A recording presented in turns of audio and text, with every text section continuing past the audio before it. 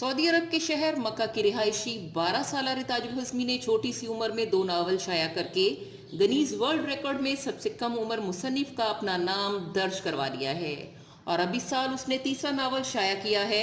رتاج کو افسانے اور خیالی فن پارے پڑھنے کا شوق تھا۔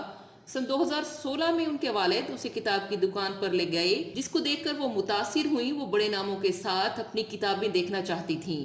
وہ اپنی عمر کے گروپ کے لیے لکھ کے حوصلہ افزائی کرنا چاہتی تھیں، کیونکہ اس کے مطابق زیادہ تر کتابیں اسے بڑے افراد کو نشانہ بناتی ہیں۔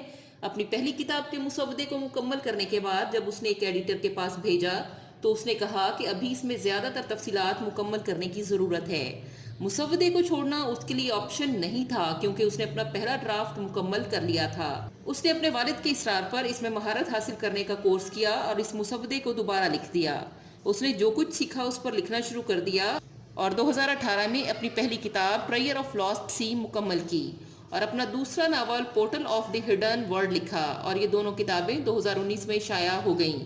کتابوں کی اشاعت کے بعد اس نے ریاض کے بین الاقوامی کتاب میلے میں شرکت کی اور اپنی کتاب پر دستخط کیے۔ رتاج نے 2020 میں ایک پبلشنگ ہاؤس سے معاہدہ کیا ہے اور اپنی تیسری بک مکمل کرنے کا منصوبہ بنایا ہے۔